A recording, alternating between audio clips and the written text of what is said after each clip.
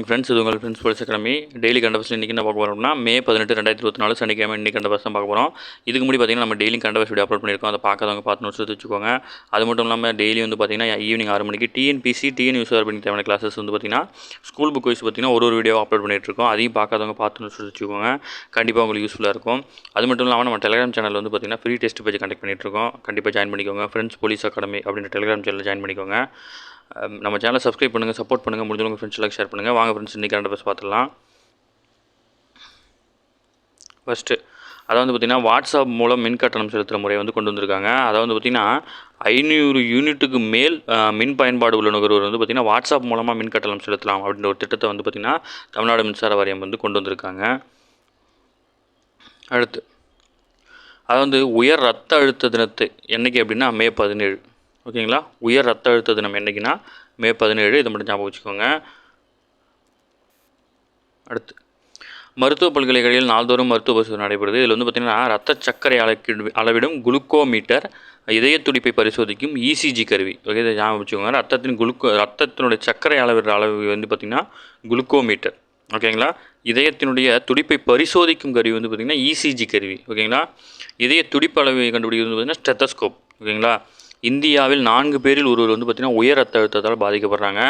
இப்போ அதாவது ஃபெலோஷிப் படிப்பு அப்படின்னா என்னென்னு பார்த்திங்கன்னா தமிழ்நாடு டாக்டர் எம்ஜிஆர் மருத்துவ பல்கலைக்கழகத்தின் சார்ந்து பார்த்திங்கன்னா உயர் ரத்த அழுத்த மேலாண்மை தொடர்பான ஓராண்டு படிப்பு வந்து. ஓகேங்களா? பேர் ஞாபகம் வச்சுக்கோங்க. அடுத்து அதாவது பார்த்திங்கன்னா பல்கலைக்கழகங்களுக்கு இடையே நடைபெறும் சர்வதேச படகு போட்டிக்கான இந்திய அணியில் வந்து பார்த்திங்கன்னா போரூர் ஸ்ரீ ராமச்சந்திரா உயர்கல்வி நிறுவன மாணவர்கள் 3 பேர் வந்து தேர்வாயிருக்காங்க. சர்வதேச பல்கலைக்கழக விளையாட்டு கூட்டமைப்பு சார்பில் உலகளாவிய படகு போட்டி வந்து ஜூலை 3லேருந்து 6ஆம் தேதி வரை வந்து நெதர்லாந்தில் வந்து நடைபெற இருக்குது. இதில் வந்து ராமச்சந்திரா உயர்கல்வி நிறுவனத்தில் பார்த்திங்கன்னா பிஎஸ்சி விளையாட்டு மற்றும் உடற்பயிற்சி அறிவியல் பயிலும் எக்ஷித் சாய், ரோஸ் மாஸ்திகா, பிஎஸ்சி உளவியல் பயிலும் தமிழ்ச்செல்வன் ஆகியோர் வந்து பார்த்திங்கன்னா தேர்வாயிருக்காங்க. சரிங்களா? அடுத்து உயர்நீதிமன்ற வழக்கறிஞர் சங்க தலைவராக வந்து பார்த்திங்கன்னா கபில் சிபில் தேர்ந்தெடுக்கப்பட்டது வந்து முதல்வர் வந்து வாழ்த்து தெரிவிச்சிருக்காரு. இது நம்ம நேற்றே பார்த்தோம். முக்கியமானது நேற்று கரண்ட் அஃபேர்ஸ் இருக்கும், போய் டீட்டெயிலாக பார்த்துக்கோங்க. அடுத்து வந்து பார்த்திங்கன்னா அரசு பள்ளி மற்றும் அரசு உதவி பெறும் பள்ளிகளில் தனியார் பள்ளியில் பயிலும் மாணவர் பெற்றோர்களுக்கு வந்து பார்த்திங்கன்னா அதாவது தமிழக அரசு கல்வித்துறை சார்ந்த திட்டங்களை வந்து பார்த்திங்கன்னா வாட்ஸ்அப் மூலமாக அனுப்புறதுக்காக வந்து பார்த்திங்கன்னா நம்பர் வெரிஃபிகேஷன் வந்து பார்த்திங்கன்னா இது வரைக்கும் 35 லட்சம் நம்பர்கள் வந்து கைபேசி எண்கள் வந்து சரிபார்க்கப்பட்டிருக்கு. வாட்ஸ்அப் கேட்வேவுடன் தமிழ்நாடு பள்ளிக்கல்வித்துறையும் இணைந்து தான் இதை பண்ணுறாங்க. இது சம்மந்தமாக பள்ளிக்கல்வித்துறை சார்பில் வந்து பார்த்திங்கன்னா சம்மந்தப்பட்ட பெற்றோரை தொடர்பு கொண்டு ஒரு ஓடிபி கேட்குறாங்க. அதை வந்து சொல்லிட்டு வந்து பார்த்திங்கன்னா சொல்லியிருக்காங்க. கொஞ்சம் கவனமாக கையாளுங்க. கல்வித்துறை சார்ந்த ஓடிபி இருந்தால் மட்டும் உங்களோட தகவல்களை கொடுங்க. வேறு யாராச்சும் ஓடிபி கேட்டாங்கன்னு கொடுத்துடாதீங்க. ஓகேங்களா?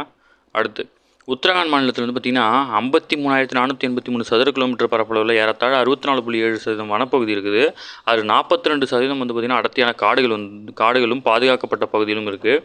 மாநில அரசின் நிலப்பிரிவில் வந்து பார்த்திங்கன்னா ஏறத்தாழ 15% அப்படின்னா மொத்த வனப்பரப்பில் 23% இருக்குது. ஓகேங்களா? உத்தரகாண்ட் வந்து பார்த்திங்கன்னா இமயமலை வனப்பகுதி சூழலில் முக்கியத்துவம் பெற்றதாக இருக்குது. 6 தேசிய பூங்காக்களும் 7 வனவிலங்கு சரணாலயங்களும் இருக்குது அங்கே. அடுத்து வந்து பார்த்திங்கன்னா காட்டுத்தீ பிரச்சனைக்கு என்ன முக்கியமான காரணம்னு சொல்கிறாங்க அப்படின்னா பைன் மரம். ஓகேங்களா? இது வந்து மிக வேகமாக வளரும் மரம். இந்த மரம் வந்து கட்டை வந்து அடுப்பு எரிக்கிறதுக்கும் பல தொழிற்சாலைகள் கச்சா பொருளாகவும் பயன்படுத்தப்படுது. இந்த மரத்தின் மூலமாக தான் வந்து பார்த்திங்கன்னா தீ விபத்து ஏற்படுது அப்படின்னு சொல்லியிருக்காங்க. உணவு உற்பத்தி சாதனையும் வேதனையும் சொல்கிற டைப்பில் வந்து ஆர்டிக்கலை பார்க்கலாம். 2022-23 தகவல்படி பார்த்திங்கன்னா மொத்த அரிசி உற்பத்தி 13.57 கோடி டன்னாக இருக்குது. கொள்முதல் வந்து 5.58 கோடி, ஏற்றுமதி வந்து 2.2 கோடி, பாஸ்மதி வந்து பார்த்திங்கன்னா 45.61 டன்னாக இருக்குது.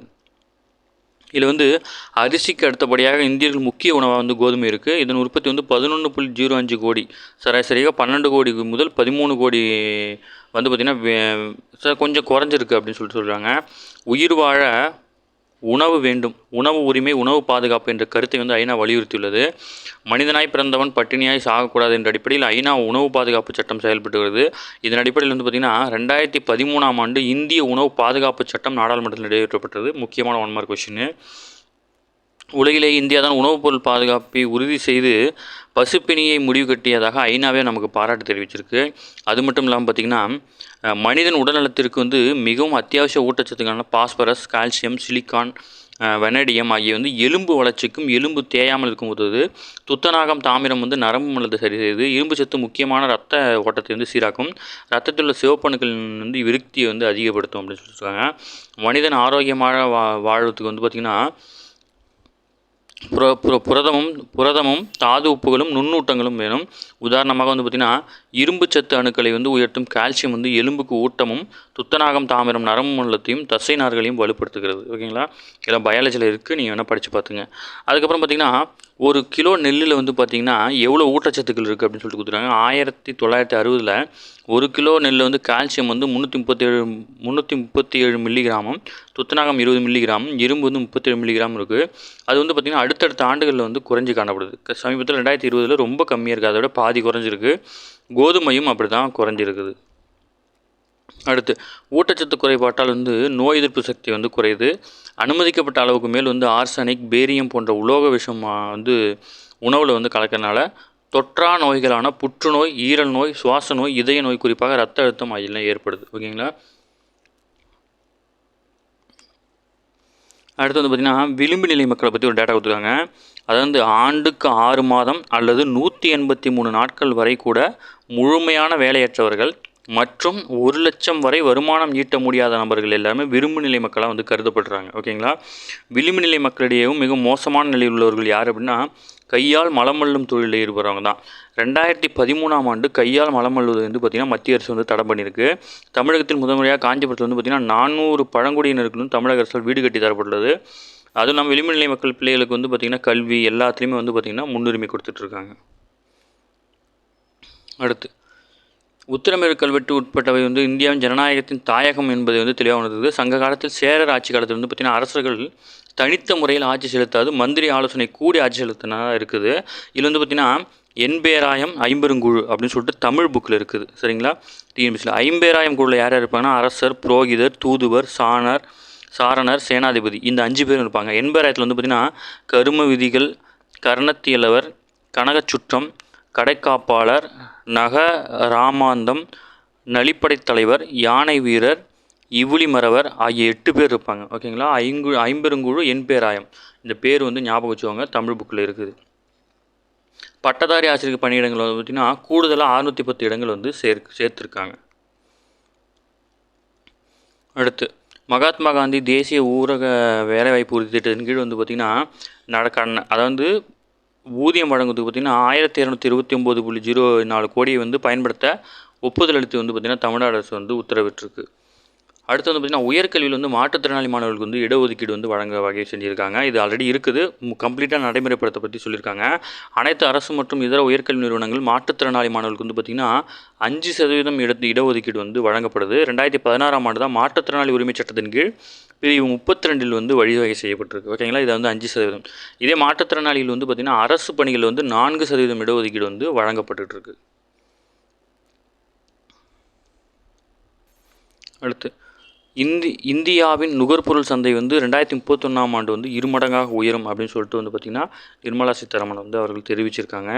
அடுத்து வந்து பார்த்திங்கன்னா புதிய சட்டங்களை பற்றி பார்ப்போம். ஐபிசி உள்ளிட்ட பழைய ஆங்கிலேய கால சட்டங்களுக்கு பதிலாக மத்திய அரசு ஜூலை 1ஆம் தேதி வந்து பார்த்திங்கன்னா புதிய சட்டங்களை கொண்டு வந்திருக்கு. இதில் வந்து பாரதிய நியாய சங்கீதா, ஓகேங்களா, பாரதிய நாகரிக் சுரக்ஷா சங்கீதா, அது மட்டும் இல்லாமல் பாரதிய சாட்சிய அதிநியம், இந்த 3 சட்டமும் வந்து பார்த்திங்கன்னா பழைய ஐபிஎஸ் சட்டங்களுக்கு பதிலாக புதுசாக கொண்டு வருது. இது வந்து ஜூலை 1ஆம் தேதி வந்து நடைமுறைப்படுத்த இருக்கிறாங்க. அடுத்து வந்து பார்த்திங்கன்னா இந்தியாவுக்கும் வங்கதேசத்துக்கும் பார்த்திங்கன்னா ஜூன் 1 வந்து பயிற்சி ஆட்டம் மாதிரி ஒன்று நடத்துகிறாங்க. நமக்கு அது தேவையில்ல.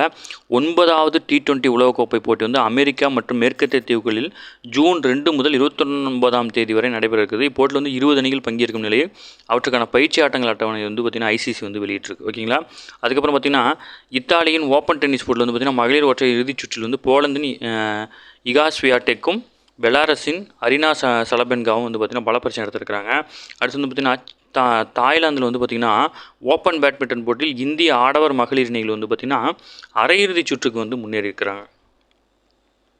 அடுத்து போட்டியாளர்கள் வந்து ஊக்க மருந்து பயன்படுத்தியது கண்டறியப்பட்டால் அவருக்கு நிகராக தண்டனை வந்து அவரது பயிற்சியாளருக்கும் வழங்கப்படும் அப்படின்னு இந்திய தடகள சம்மேளனம் வந்து வெள்ளிக்கிழமை அறிவிச்சிருக்கு. ஓகேங்களா. ஒலிம்பிக்கில் பதக்க வாய்ப்பு உள்ளோருக்கான உதவி திட்டத்தின் கீழ் இந்தியாவின் வில்வித்தை வீராங்கனையான தீபிகா குமாரி தென்கொரியாவில் பயிற்சிக்கு வந்து பெறத்துக்கு வந்து ஒப்புதல் அளிக்கப்பட்டிருக்கு. 2027 மகளிர் உலகக்கோப்பை கால்பந்து போட்டி வந்து பார்த்திங்கன்னா பிரேசிலில் நடைபெறதை அறிவிச்சிருக்காங்க. இதெல்லாம் படிச்சுக்கோங்க, அப்படியே டேரெக்டாக கேட்பாங்க.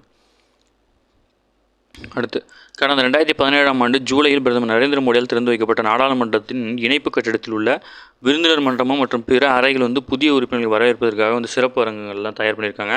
இப்போ சீரமைப்பு பண்ணியிருக்காங்க. ஓகேங்களா. அடுத்து, இந்திய வம்சாவளியைச் சேர்ந்த பிரிட்டன் பிரதமர் ரிஷி சுனக் அவருடைய மனைவி அக்லதா மூர்த்தியினுடைய சொத்து மதிப்பு கடந்த ஆண்டு வந்து பார்த்திங்கன்னா 160 கோடி வந்து அதிகரித்திருக்கு. பிரிட்டனின் மிகப்பெரிய பணக்காரர் பட்டியலில் வந்து பார்த்திங்கன்னா சண்டே டைம்ஸ் இதழ் வந்து ஆண்டுதோறும் வந்து வெளியிடுது.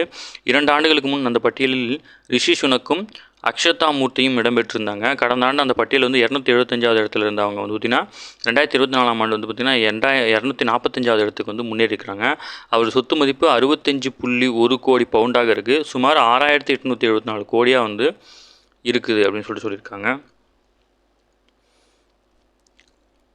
ஓகே ஃப்ரெண்ட்ஸ், இன்றைக்கி கரண்ட் அஃபேர்ஸோட தான் இன்றைக்கி நம்ம முக்கியமானது எல்லாத்தையும் பார்த்துட்டோம். இதுவே போதுமானது. இதை தாண்டி கேட்க வாய்ப்பு இல்லை. கண்டிப்பாக வந்து நோட்ஸ் எடுத்து வச்சுக்கோங்க. இந்த பிடிஎஃப் வந்து ஃப்ரெண்ட்ஸ் போலீஸ் அகாடமி அப்படின்ற டெலிகிராம் சேனல் இருக்கும், நீங்கள் தாராளமாக எடுத்துக்கலாம்.